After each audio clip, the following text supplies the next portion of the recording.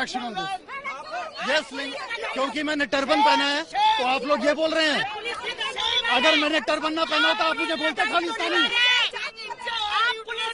मैंने पुलिस बोला, पुलिस को बोलिए। आप मेरे रिलीजन पर नहीं बोल सकते। आपके रिलीजन पर ही बोल रहा मैं, आप मेरे रिलीजन पर नहीं बोल सकते। क्यों बोला Khalistani?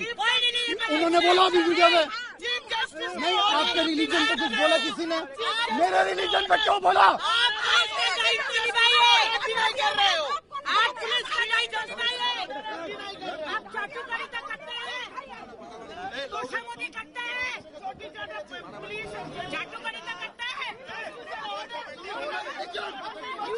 Nobody is making any comments on religion. Only you are making.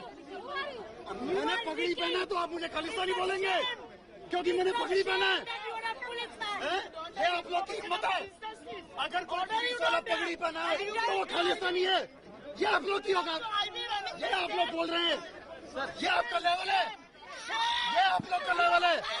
एक पुलिस ऑफिसर जिसने पगड़ी पहना है उसको आप खालिस्तानी बोल रहे हैं क्योंकि वो अपनी ड्यूटी कर रहा है। सर क्या हुआ sir? They are making comments. They are saying me Khalistani. क्यों? मैंने टर्बन पहना इसलिए। कौन बोला सर? क्या बोला?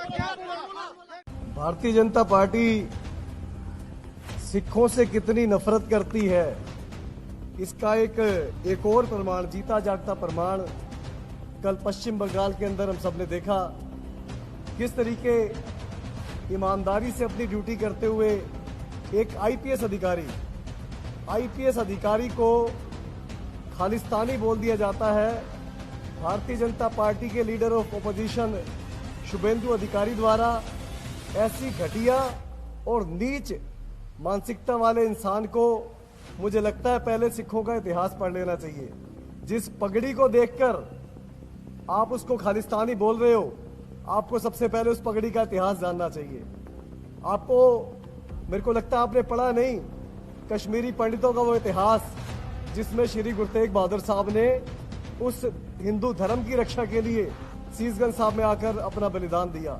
मेरे को लगता है आपने 4 साहिबजादों का, गुरु गोबिंद सिंह जी के 4 साहिबजादों का इतिहास नहीं पढ़ा।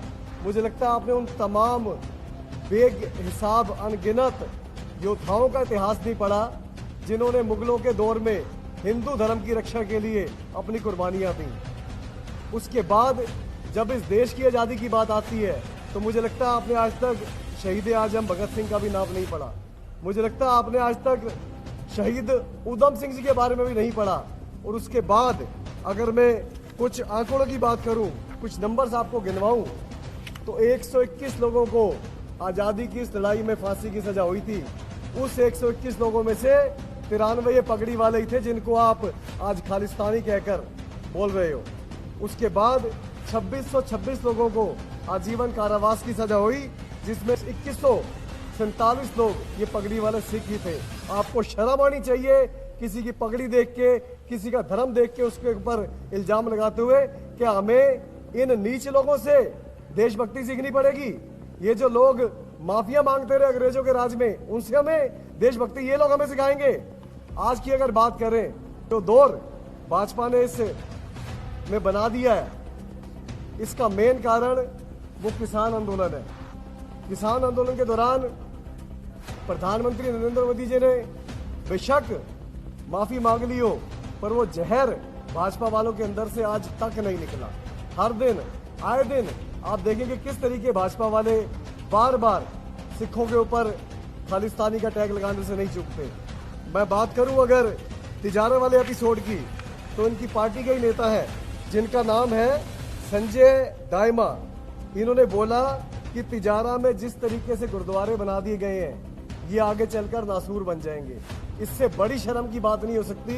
जिन गुरुद्वारों ने लॉकडाउन के अंदर लंगर खिलाया, पूरी दुनिया में जिन गुरुद्वारों ने अपना नाम इस चीज में रोशन किया है कि हम मानवता की सेवा के लिए, हम इंसानियत की सेवा के लिए हमेशा सबसे आगे रहते हैं, सबसे आगे बढ़कर अपने जानों की परवाह किए बिना, अपने प्राणों की परवाह किए बिना हम इंसानियत की सेवा करते हैं।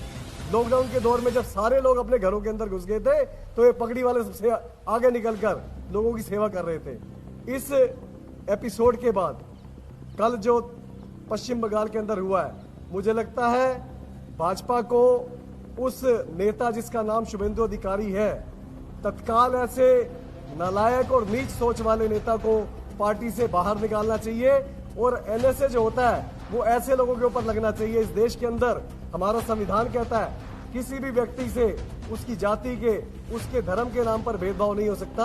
आप तो एक आईपीएस अधिकारी को नहीं छोड़ रहे, एक आम इंसान के साथ आप क्या करेंगे? एक आईपीएस अधिकारी जो ड्यूटी कर रहा है उसको आप नहीं छोड़ रहे। और मैं अपील करना चाहता हूँ, चाहे आईपीएस एसोसिएशन है, चाहे आईएएस एसोसिएशन है, उन सब एसोसिएशन से कि आप इस समय खड़े हो। ये समय अपने देश के संविधान को बचाने का है। आपने भी ड्यूटी ज्वाइन करने से पहले देश के संविधान की कसम खाई थी।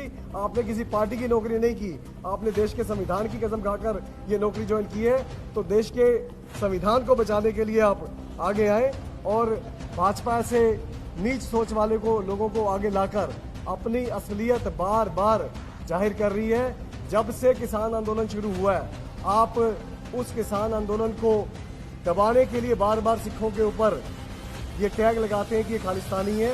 ये बहुत शर्मनाक है। सिख कौम हमेशा से, शुरू से, जब भी कोई जुल्म हुआ है, जब भी कोई किसी के साथ जुल्म हुआ है, उसको बचाने के लिए हमेशा आगे आई है। ये तो अंग्रेज भी कह देते, गुलाम तो पूरा भारत है, 121 में से 93 सिख क्यों आगे आ रहे हैं? जब भी जुल्म होगा, सिख हमेशा उस जुल्म को रोकने के लिए सबसे आगे खड़ा होगा। आज चाहे आम सिख की बात करें, आप चाहे आईपीएस अधिकारी की बात करें, आज चाहे बॉर्डर पर ये पगड़ी, ये दस्तार बांधकर उन हजारों लाखों सैनिकों की बात करें जो देश की सेवा के लिए तत्पर, अपने प्राणों का बलिदान देने के लिए तैयार खड़े हैं। हर उस सिख के दिल में रोष है कि देश के ऊपर शासन करने वाली पार्टी के बड़े बड़े नेता बार बार हमारी देशभक्ति पे सवाल क्यों उठाते हैं। मैं उन सिख लीडरों से भी सवाल पूछना चाहता हूं जो इतना मशगूल हो गए हैं इस भारतीय जनता पार्टी की चाटुकारिता में कि उनको ध्यान नहीं रह रहा कि बार बार इस भारतीय जनता पार्टी के नेता सिखों की पगड़ी के ऊपर सवाल उठाकर उनको नीचा दिखाने की कोशिश करते हैं।